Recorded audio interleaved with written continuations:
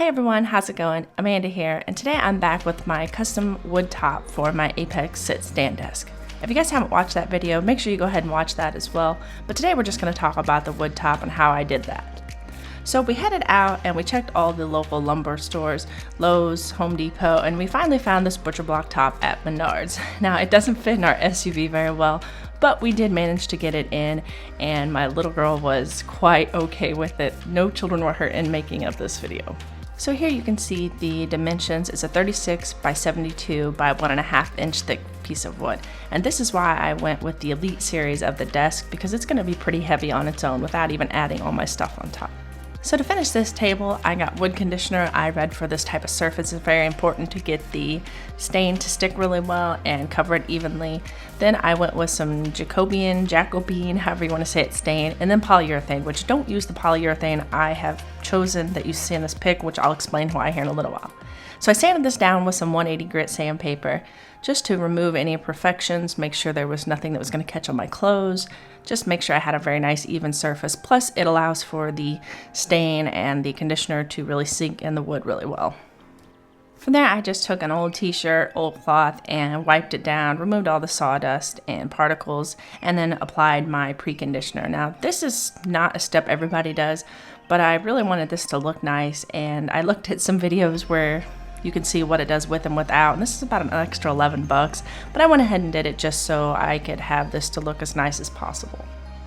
So moving on from there, here you can see the first half that has been preconditioned and the second half which hasn't, and it really makes a difference in the look of it without even adding any stain to it immediately. It already just looks like a nicer surface. Now for the staining part, like I said, this is either Jacobine, I don't know how to say it, but it's a really dark finish that I picked. I wanted this to be a nice dark surface, and I'm just going to apply this all down. And of course you're going to want to make sure you read your directions, because I'm not giving you the exact specifics, and each brand may have different dry types and things like that, but you're just going to apply it on here.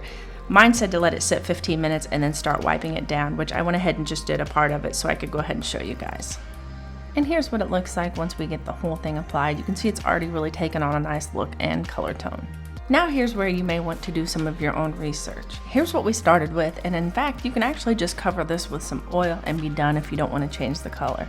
But here's what it looks like after I applied my first coat of varnish, and I used that quick dry polyurethane, and I absolutely do not recommend using it. I had no idea what I was doing, and whenever I purchased it I didn't pay attention to the fast drying. I thought that was going to be good, because some of these you have to wait like 24 hours in between coats. Do not do this. On this large of a surface, it dries way too quick and you can't get it spread and smooth. Of course I was doing this on a 90-degree day, but go with some spray polyurethane if you're going to coat it with polyurethane. This gave a nice even coating. You could go back over it many times and it didn't run or leave streaks, so highly recommend it. Now we had to make a couple modifications. The bolt or screw, I'm not sure the technical term, on the left hand side is the one that normally went into the desktop that it came with, and it had some inserts that fit into, but obviously my top didn't have that inserts, so we went out and got a screw and washer that was going to fit this but not reach through the top. And I've been using this about a month now, putting a lot of weights and pressures on it, and it's held up fine. Now this is it all put together. Everything is on my desk. Like I said, there's a weight rating of about 350 pounds, and this piece of wood is really big and really thick, really solid, heavy, and it's held up just fine. Again, I'm not anywhere near 350 pounds, but I just didn't really know how to take that, and I've tested it out, and everything has held up nicely. Now again, they do have a smaller version of this. They have a 60-inch legs if you want to pick up one of these smaller tops. Now Menards is the only place that I could find them without having to order them. IKEA does have some butcher block tops like this, and in fact Quinn Nelson I think just did his video on his. You guys can watch that. But there's some options out there if you guys want to do this. If you don't want to finish this, IKEA has one that's already finished, the Carl B one. You can go ahead and use that. But I just wanted to make this my own unique top and just kind of have some fun doing it, customizing it, and making it my own. So here's what it looks like. I took off my big old desk pad and everything just so you could see the finish and color of it. And I think it turned out really nice. So guys, I hope you guys found this video helpful. Leave a comment down below and let me know what you think of this, if you'd be willing to try it, or if you're too scared, or just don't even want to mess with it.